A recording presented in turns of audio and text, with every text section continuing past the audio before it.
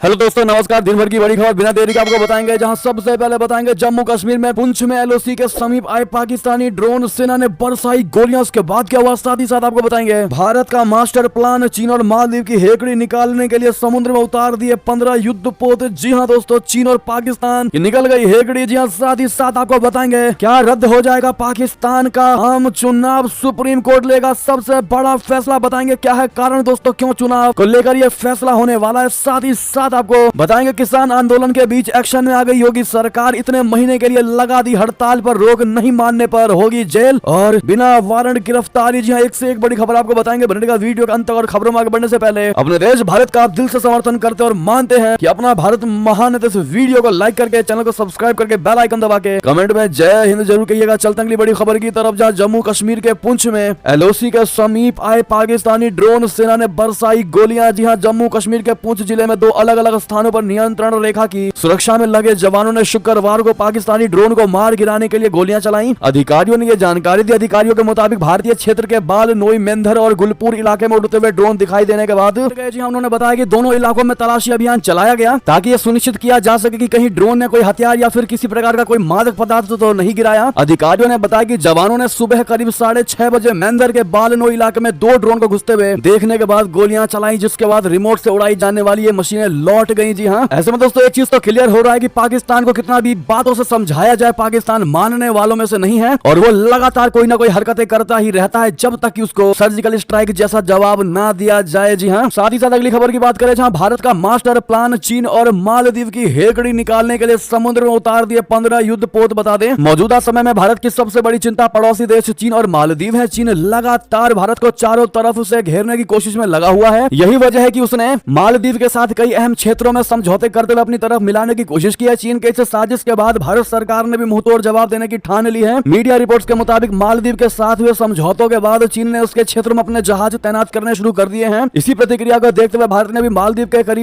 करीब 524 किलोमीटर दूर अपने मिनिकोय द्वीप पर नेवल बेस आईएनएस जटायु बनाया है। दोस्तों यही नहीं, देश के रक्षा मंत्री राजनाथ सिंह जी 15 युद्धपोतों के साथ 4 मार्च को मिनिकोय द्वीप रवाना हो रहे हैं। इस दौरान यहाँ वो नवनिर्मित नौसेना का बेस उद्घाटन भी करेंगे। नेवल बेस पर तैनात होने वाले युद्धपोतों में आईएनएस विक्रमादित्य और आईएनएस विक्रांत का नाम भी शामिल है। जी हाँ दोस्तों, इतना ही नहीं, आपको यह भी खबर बता दे, 15 गश्ती विमान खरीदेगी भारतीय नौसेना। रक्षा मंत्रालय ने 29,000 करोड़ के सौदों को दे डाली मंजूरी। जी हाँ, केंद्र की मोदी सरकार देश के रक्षा कवच को और पुख्ता बनाने में लगी हुई है। इसी के तहत बड़े बड़े सौदे किए जा रहे हैं। इसी बीच रक्षा मंत्रालय ने 15 गश्ती विमान खरीदने की मंजूरी दे दी है। रक्षा से जुड़े सूत्रों ने इस बात की जानकारी दी है। अगली खबर आपको बता दें, अफगानिस्तान डूरंड लाइन के दूसरी ओर भी मौजूद है। जी हाँ, तालिबान ने पाकिस्तान को फिर एक बार हड़काया। जी हाँ, तालिबान शुरू से ही पाकिस्तान और अफगानिस्तान की सीमा को मान्यता नहीं देता है। इसे डूरंड लाइन के नाम से जाना जाता है। जैसा कि आप सभी जानते हैं, डूरंड लाइन पर पाकिस्तान की तरफ से बाढ़बंदी के दौरान तालिबान के साथ कई बार हिंसक झड़पें भी हो चुकी हैं। तालिबान शुरू से कहता है कि वो डूरंड लाइन को नहीं मानता है, वहीं पाकिस्तान इसे आधिकारिक सीमा रेखा बताता है। इस बीच तालिबान के बड़े नेता और अफगानिस्तान की कार्यवाहक सरकार के उप विदेश मंत्री शेर मोहम्मद अब्बास स्टैन कजई ने डूरंड लाइन को काल्पनिक रेखा बताया है। उन्होंने कहा कि अफगानिस्तान डूरंड लाइन के दूसरी ओर तक फैला हुआ है। स्टैन कजई ने कहा कि उनकी सरकार डूरंड लाइन को नहीं मानती है। अफगानिस्तान की सीमा डूरंड लाइन की ओर दूसरी ओर भी फैली हुई है। उन्होंने दावा किया कि डूरंड लाइन के कारण अफगान नागरिकों के परिवारों का बंटवारा हुआ, लोग अपने सगे संबंधियों के साथ बिछड़ गए हैं। उन्होंने डूरंड लाइन विभाजन के लिए अंग्रेजों को जिम्मेदार बताया। जी हाँ दोस्तों, नेक्स्ट खबर आपको बता दें, बड़ी खबर, जहां मुंबई पुलिस को आया कॉल, डोंगरी इलाके में घुसे हथियार से लैस आतंकी। जी हाँ, मुंबई पुलिस को शुक्रवार को एक धमकी भरा कॉल आया है। फोन करने वाले कंट्रोल रूम के को बताया कि हथियारों से लैस कुछ आतंकवादी मुंबई के डोंगरी इलाके में घुसा है। सूचना मिलते ही पुलिस हरकत में आ गई। आनन फानन पुलिसकर्मी घटनास्थल पर पहुंचे। पुलिस ने मामले की जांच शुरू कर दी तो पता चला कि यह कॉल फर्जी था। मुंबई पुलिस ने बताया कि इस मामले में एक शख्स को गिरफ्तार किया गया है। अगली खबर बता दें, आतंकी हमला, हिंसा और धांधली, क्या रद्द हो जाएगा पाकिस्तान का आम चुनाव, सुप्रीम कोर्ट लेगी फैसला। जी हां, पाकिस्तान के सुप्रीम कोर्ट में 8 फरवरी को हुए आम चुनाव को खारिज करने को लेकर एक याचिका दायर की गई है। दी एक्सप्रेस ट्रिब्यून की रिपोर्ट के अनुसार पाकिस्तान सुप्रीम कोर्ट के 3 न्यायाधीशों की पीठ आम चुनाव को अमान्य घोषित करने की मांग वाली याचिका पर सोमवार को सुनवाई करेगी। पाकिस्तान के नागरिक अली खान ने याचिका में अदालत से गुहार लगाई है कि 30 दिनों के भीतर नए सिरे से चुनाव कराने का आदेश दिए जाएं। इसके अलावा याचिका में निष्पक्षता, पारदर्शिता और जवाबदेही सुनिश्चित करने के लिए न्यायपालिका की देखरेख और निगरानी में आम चुनाव कराने की मांग की गई है। दी एक्सप्रेस ट्रिब्यून के अनुसार याचिका में पाकिस्तान चुनाव आयोग और संघीय सरकार को मामले में प्रतिवादी बनाया गया है। कथित तौर पर याचिका में मामले का समाधान होने तक नई सरकार के गठन पर रोक लगाने की मांग की गई है। पाकिस्तान में 8 फरवरी को आम चुनाव हुए, जिसमें पाकिस्तान तहरीक साफ समर्थित स्वतंत्र उम्मीदवारों ने 52 सीटें हासिल की। पाकिस्तान मुस्लिम लीग नवाज ने 75 सीटें और पाकिस्तान पीपुल्स पार्टी ने 54 सीटें हासिल की। जी हाँ, अब देखना यह होगा दोस्तों कि सुप्रीम कोर्ट इस मुद्दे पर क्या फैसला लेता है। अगर आम चुनाव रद्द हो जाते हैं तो दूसरी बार चुनाव में वाकई में सबसे बड़ी धांधली होने की संभावना होगी। इसी बीच आपको यह भी बता दें कि पाकिस्तान की जो सेना है वो इस चुनाव को रद्द तो नहीं होने देगी, क्योंकि दोस्तों नवाज सरकार को जितवाना चाह रही है पाकिस्तान की आर्मी जनरल मुनीर, और उन्होंने नवाज सरकार बनाने के लिए सेना ने फुल प्रूफ प्लान तैयार कर लिया है। इमरान समर्थकों की गिरफ्तारी, छापेमारी और जान का खतरा। बता दें, खबर है कि पाकिस्तानी सेना ने जेल में बंद इमरान खान की पार्टी के जीते हुए सांसदों पर दबाव बनाना शुरू कर दिया है। रिपोर्ट के मुताबिक पाकिस्तानी सेना पीटीआई समर्थित निर्दलीय सदस्यों पर दबाव बना रही है कि वे इमरान खान का साथ छोड़ दें और नवाज शरीफ की पार्टी पीएमएन के साथ हो जाए। 8 फरवरी के चुनाव में इमरान समर्थित उम्मीदवारों की बम्पर जीत के बाद पीटीआई और सेना के बीच टकराव बहुत ज्यादा बढ़ गया है। बता दें कि पीटीआई ने पंजाब और खैबर पख्तूनख्वा के लिए जिन उम्मीदवारों का चुनाव किया है उन्हें पुलिस गिरफ्तारी का वारंट जारी कर रही है, ताकि दोस्तों पीटीआई के जितने भी जीते हुए उम्मीदवार हैं उन सबको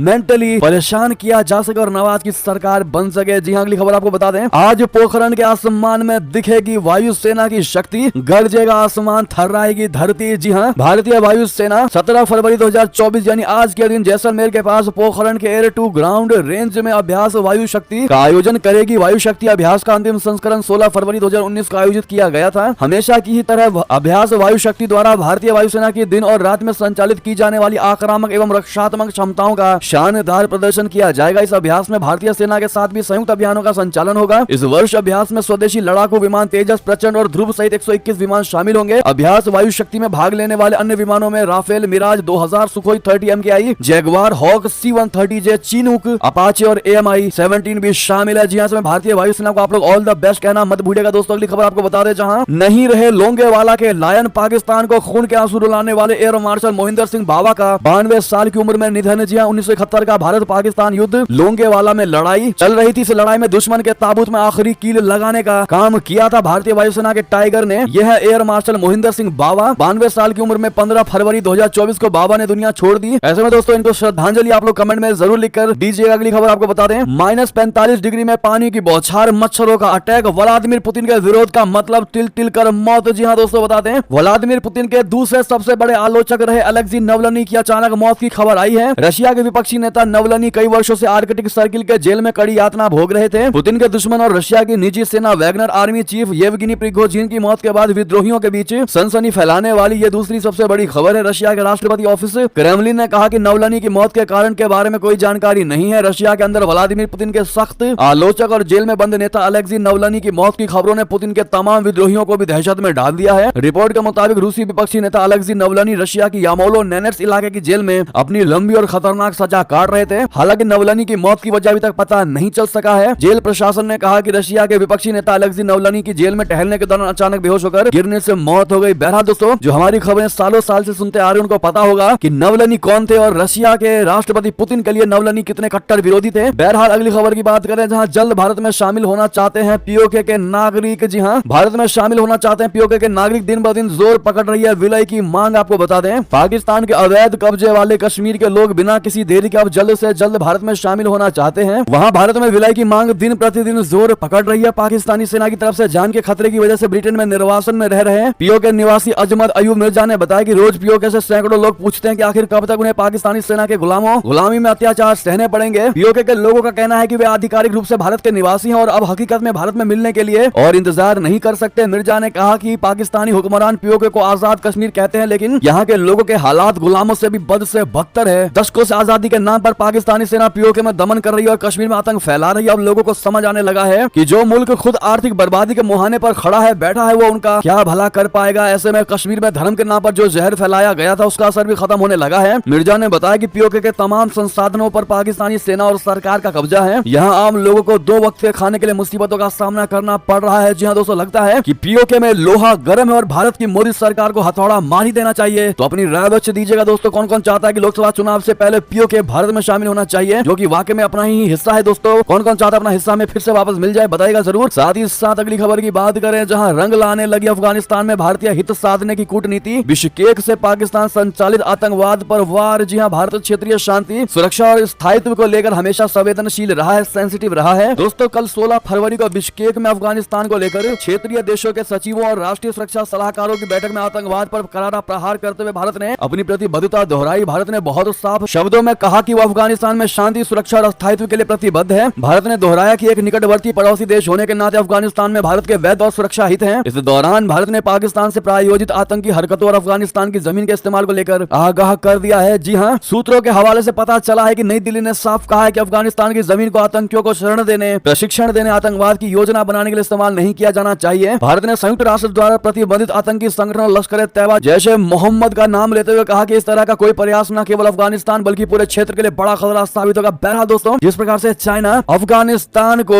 औपचारिक तरीके से एक देश घोषित करने में लगी हुई है, तालिबान सरकार को सरकार बनाने में लगी हुई है, ऐसे में भारत का ये कूटनीति वाकई में चीन को करारा जवाब जरूर देगा। नेक्स्ट खबर आपको बता दें, अमेरिकी संसद में पास हुआ क्वाड बिल, चीन की बढ़ गई दुगदुगी। जी हाँ, भारत के लिए इसकी क्या अहमियत है आपको बता दें। अमेरिका की प्रतिनिधि सभा ने क्वाड विधेयक पारित कर दिया है, जिसमें अमेरिका, ऑस्ट्रेलिया, भारत और जापान के बीच घनिष्ठ सहयोग के वास्ते राष्ट्रपति जो बाइडेन के प्रशासन को एक क्वाड अंतर संसदीय कार्य समूह स्थापित करने के निर्देश दिए गए हैं। ये विधेयक 39 के मुकाबले 379 वोट से पारित हुआ। मजबूत अमेरिका, ऑस्ट्रेलिया, भारत, जापान सहयोग या यूं कहें चतुष्पक्षीय सुरक्षा संवाद क्वाड विधेयक में अमेरिका, ऑस्ट्रेलिया, भारत और जापान के बीच संयुक्त सहयोग को मजबूत करने की बात कही गई है। जी हाँ, जयशंकर जी ने हिंद महासागर सम्मेलन में ऑस्ट्रेलिया के अपने समकक्ष पेनी वोंग के साथ एक चर्चा के दौरान ये टिप्पणियां की। वो 2 दिवसीय सम्मेलन में भाग लेने के लिए यहाँ आए हुए हैं। भारत, अमेरिका, जापान और ऑस्ट्रेलिया वाले क्वाड समूह के बारे में बात करते हुए जयशंकर जी ने कहा कि ये समूह प्रमुख शक्तियों की बदलती क्षमताओं और पूरी दुनिया पर उसके असर का परिणाम है। क्वाड का गठन हिंद प्रशांत क्षेत्र में चीन के आक्रामक रुख से निपटने के लिए 2017 में किया गया था। जी हाँ, जयशंकर जी ने खुद कहा कि यह हमारे लिए ऑस्ट्रेलिया, अमेरिका और जापान के साथ 3 बहुत महत्वपूर्ण संबंधों को भी दर्शाता है, जो शीत युद्ध खत्म होने के बाद बदल गए हैं। नेक्स्ट खबर आपको बता दें, मणिपुर में फिर भड़की हिंसा, 2 लोगों की मौत, 40 से अधिक घायल। जी हाँ, मणिपुर के चूरा चांदपुर शहर में सुरक्षा बलों के साथ झड़प में 2 लोगों की मौत होने के बाद शुक्रवार को भी ये क्षेत्र तनावपूर्ण रहा। पुलिस ने यह जानकारी दी। पुलिस के मुताबिक एक कांस्टेबल के निलंबन का विरोध कर रही भीड़ लघु सचिवालय में प्रवेश कर गई थी। उन्होंने बताया कि बृहस्पतिवार रात को हुई झड़प में 2 लोगों की मौत के अलावा 42 लोग घायल हुए हैं। कांस्टेबल श्याम लाल पॉल को एक कथित वीडियो में हथियारबंद लोगों के साथ देखे जाने के बाद निलंबित कर दिया गया था। उनका यह वीडियो सोशल मीडिया पर वायरल हो गया था। नेक्स्ट खबर आपको बता दें, खुद जो बाइडेन भी परेशान है कि आखिर महीने भर में 7 भारतीयों की अमेरिका में कैसे हत्या हुई, जिसके बाद मची सनसनी। जी हाँ, हाल के दिनों में अमेरिका में रह रहे भारतीयों पर हमले के बाद मामले बढ़ गए हैं। इस पर अमेरिकी सरकार ने चिंता जताई है। व्हाइट हाउस ने कहा है कि अमेरिका में नस्ल, लिंग या किसी भी आधार पर हिंसा अस्वीकार्य है। अमेरिकी नेशनल सिक्योरिटी काउंसिल के प्रवक्ता जॉन किर्बी ने कहा कि अमेरिकी राष्ट्रपति बाइडेन और उनका प्रशासन इन हमलों को रोकने की पूरी कोशिश कर रहा है। उन्होंने कहा कि खुद राष्ट्रपति बाइडेन भी परेशान है और किसी भी भेदभाव के आधार पर भारतीयों पर हमला बर्दाश्त नहीं किया जाएगा। गुरुवार को पत्रकारों से बात करते हुए किर्बी ने अपनी ये बात रखी है दोस्तों। लेकिन आपको बता दें कि और मामलों में अमेरिका बहुत एक्टिवनेस दिखाता है, लेकिन इस मामले में कितना शांत पड़ा है दोस्तों। अगर यही हत्या अमेरिकियों का भारत में हुआ होता तो अमेरिका वाकई में भारत के सीने पर चढ़ गया होता कि हमें जवाब दो। लेकिन दोस्तों, वहीं जब अमेरिका में भारतीय लोगों की हत्या हुई है, भारतीय मूल के 7 भारतीयों की हत्या हुई है, ऐसे में अमेरिका की तरफ से कोई एक्टिवनेस दिखाई नहीं जा रही है, सिर्फ बातों का बाण छोड़ा जा रहा है। आपको याद होगा जब खालिस्तानी आतंकवादी ग्रुप पतवंत सिंह पन्नून पर हमले की कोशिश की गई थी, सिर्फ कोशिश ही की गई थी दोस्तों, कि उन्होंने भारत पर कितने बड़े इल्जाम लगा दिया। अमेरिका ने भारत के एक नागरिक को गिरफ्तार भी कर लिया, आपको याद होगा। लेकिन इस मामले में बिल्कुल शांत पड़ा है अमेरिका। इस पर आपकी जो भी राय हो कमेंट में लिखकर अवश्य बताइएगा। नेक्स्ट खबर आपको बता दें, जहां पीएम मोदी ने यूएई और कतर के दौरे से चीन को दिया सबसे बड़ा संदेश। प्रधानमंत्री नरेंद्र मोदी जी कतर और यूएई के दौरे से वापस तो लौट चुके हैं। मिडिल ईस्ट में चीन के बढ़ते प्रभाव और इजराइल हमास संघर्ष के बीच पीएम मोदी का यह दौरा बहुत ही अहम माना जा रहा था। पीएम मोदी ने अपने इस दौरे से चीन को संदेश दे दिया है कि मिडिल ईस्ट में प्रभुत्व की लड़ाई में भारत पीछे नहीं रहने वाला है। इजराइल हमास युद्ध के कारण ये कयास भी लगाए जा रहे थे कि मिडिल ईस्ट में बढ़ते संघर्ष के बीच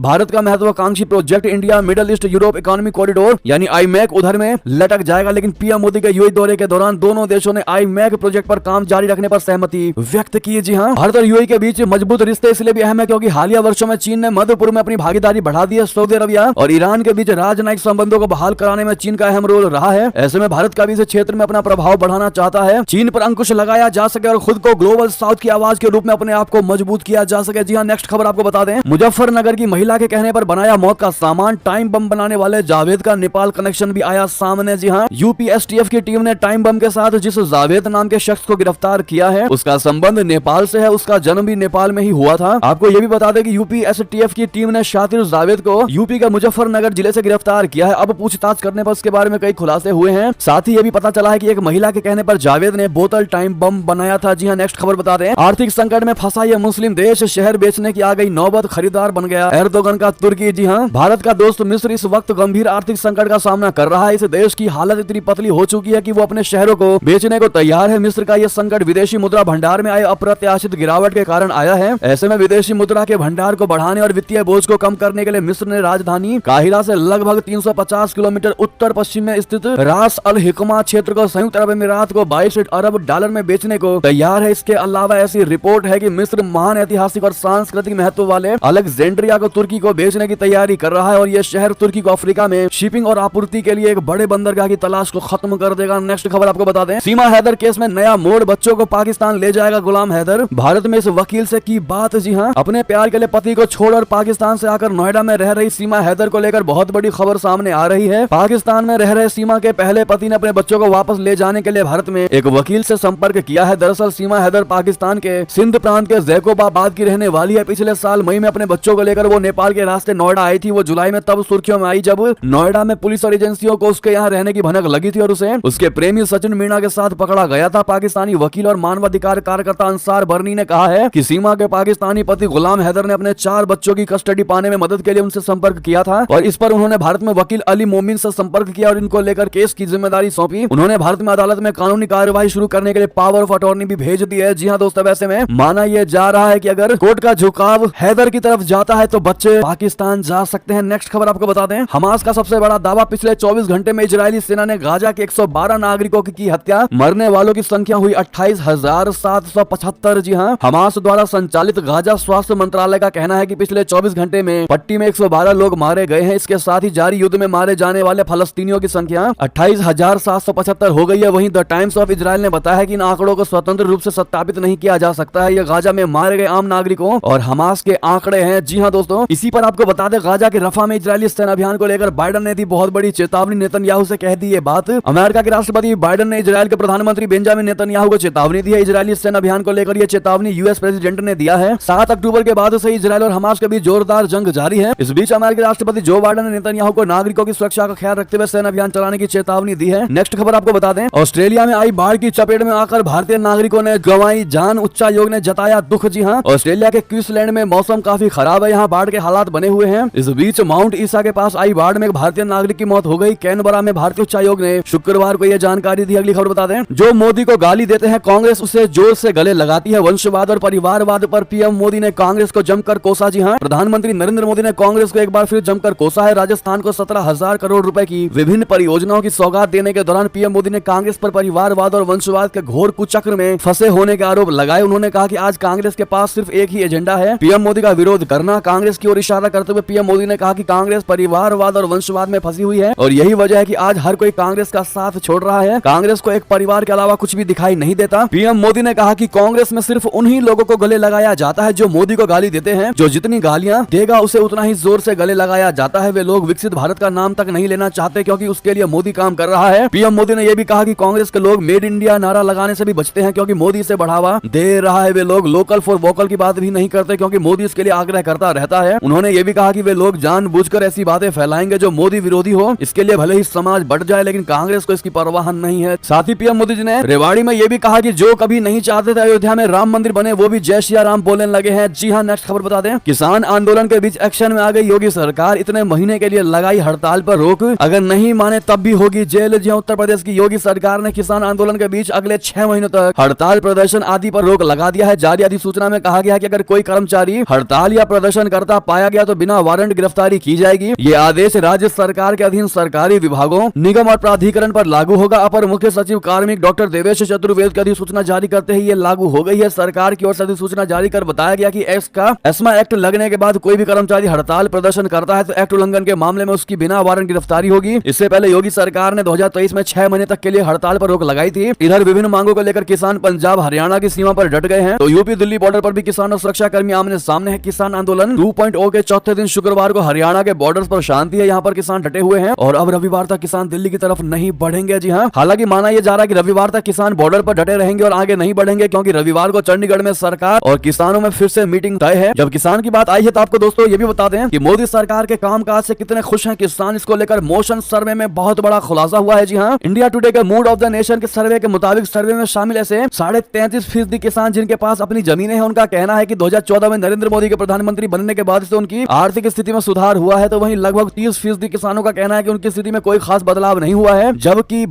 28.5% किसानों का कहना है कि उनकी स्थिति और खराब हुई है। जी हाँ, तो वहीं ऐसे किसान भी है जिनके पास खेती की जमीन नहीं है। ऐसे 1/3 किसानों का कहना है कि मोदी सरकार के आने के बाद उनकी आर्थिक स्थिति में कोई बदलाव नहीं आया है। वहीं ऐसे 22% किसानों का कहना है कि उनकी वित्तीय स्थिति और बेहतर हुई है, बदतर यानी बेकार हुई है, जबकि 28.6% किसानों का कहना है कि उनकी स्थिति में सुधार हुआ है। बहरहाल दोस्तों, इस पर आपकी क्या राय होगी कमेंट में लिखकर अवश्य बताइएगा। लेकिन आपसे एक सवाल है दोस्तों, पंजाब में सबसे अधिक MSP है, फिर भी किसानों में असंतोष की भावना क्यों है? क्या किसान आंदोलन वाकई में राजनीति से प्रेरित है? क्या कहते हैं आप लोग दोस्तों? आपका इस पर क्या जवाब होगा? भारी मात्रा में कमेंट में लिखकर अवश्य बताइएगा। साथ ही साथ अगली खबर की बात करें, जहां फारूक अब्दुल्ला के बयान के बाद बीजेपी नेता का सबसे बड़ा दावा कहा 2014 के बाद से NC नेतृत्व करता रहा है बीजेपी से गठबंधन की कोशिशें। जी हाँ, बीजेपी नेता देवेंद्र सिंह राणा ने शुक्रवार को कहा कि उन्हें जम्मू कश्मीर नेशनल कॉन्फ्रेंस के नेता फारूक अब्दुल्ला के अकेले चुनाव लड़ने के बयान से कोई आश्चर्य नहीं हुआ है। साथ ही दावा किया कि NC ने बीजेपी के साथ गठबंधन करने की कई बार कोशिशें की हैं। जी हाँ, NC अध्यक्ष फारूक अब्दुल्ला ने गुरुवार को कहा था कि आगामी लोकसभा चुनाव और विधानसभा चुनाव में उनकी पार्टी अकेले चुनाव लड़ेगी। हालांकि बाद में NC उपाध्यक्ष उमर अब्दुल्ला ने स्पष्ट कर दिया कि उनकी पार्टी इंडिया गठबंधन का हिस्सा रहेगी। नेक्स्ट खबर आपको बता दें, बिहार सरकार ने लिया सबसे बड़ा फैसला, इन 6 विभागों के फैसलों की होगी समीक्षा, तेजस्वी यादव को तगड़ा झटका। जी हाँ, NDA की सरकार बनते ही बिहार सरकार ने अब तक का सबसे बड़ा फैसला ले लिया है। 1 अप्रैल 2023 से अभी तक लिए गए सरकार के सभी निर्णयों की समीक्षा की जाएगी। स्वास्थ्य विभाग, पथ निर्माण विभाग, नगर विकास और एवं आवास विभाग, ग्रामीण कार्य विभाग, लोक स्वास्थ्य अभियंत्रण खान एवं भूतत्व विभाग के कार्यों की समीक्षा होगी। समीक्षा के दौरान गड़बड़ी पाए जाने पर पूर्व में लिए गए फैसलों पर संशोधन होगा। मंत्रिमंडल सचिवालय ने इस संबंध में परिपत्र जारी कर दिया है। जी हाँ, अगली खबर आपको बता दें, जहां पर झारखंड में शुरू हुआ कुर्सी के लिए बहुत बड़ा खेला। JMM विधायक ने CM चंपई को दी धमकी, कहा मात्र 2 दिन और उसके बाद। बता दें, JMM नेता वैद्यनाथ राम ने मंत्रिमंडल विस्तार के बाद नाराज है। उन्होंने आरोप लगाया कि उनका नाम अंतिम समय में मंत्री पद से हटा दिया गया। मंत्री नहीं बनाए जाने पर वैद्यनाथ राम ने धमकी देते हुए कहा कि अगर उन्हें 2 दिनों में मंत्री नहीं बनाया गया तो वो पार्टी छोड़ देंगे। दूसरी ओर पुराने चेहरों को फिर से मंत्री बनाए जाने से कांग्रेस के 12 विधायक नाराज हो गए हैं। अगली खबर आपको बता दें, जहां पर अयोध्या से बड़ी खबर, श्री राम जन्मभूमि मंदिर की टाइमिंग में हुआ बड़ा बदलाव। जी हां, उत्तर प्रदेश के अयोध्या में श्री राम जन्मभूमि मंदिर के दर्शन के समय में बदलाव किया गया है। अब दोपहर 12 बजे की आरती के बाद 1 बजे तक मंदिर बंद रहेगा। आरती के समय भक्तों को दर्शन होंगे, लेकिन आरती के बाद पट बंद कर दिए जाएंगे। लगभग 50 मिनट तक श्री राम जन्मभूमि मंदिर के पट दर्शनार्थियों के लिए बंद रहेंगे। आरती के साथ अब विशेष दर्शन के लिए भी लोग ऑनलाइन आवेदन कर सकेंगे। दोपहर को पट बंद रहने के अलावा सुबह 7 बजे से रात 10 बजे तक 2-2 घंटे के स्लॉट में ऑनलाइन दर्शन पास अलॉट किए जाएंगे। जी हाँ दोस्तों, बहरहाल ऐसे में कमेंट में जय श्री राम कहना आप लोग मत भूलिएगा और भगवान नाम के साथ। ये तो की सारी बड़ी खबर। आपको हमारी खबर कैसी लगी? आशा करता हूँ बहुत अच्छी लगी होगी। थोड़ी भी अच्छी लगी तो वीडियो को लाइक करके, चैनल को सब्सक्राइब करके, बेल आइकन दबा के कमेंट में जय हिंद जय भारत जरूर कह दीजिएगा। मिलते हैं आपसे अगली बड़ी खबर में। आप सभी का बहुत बहुत धन्यवाद।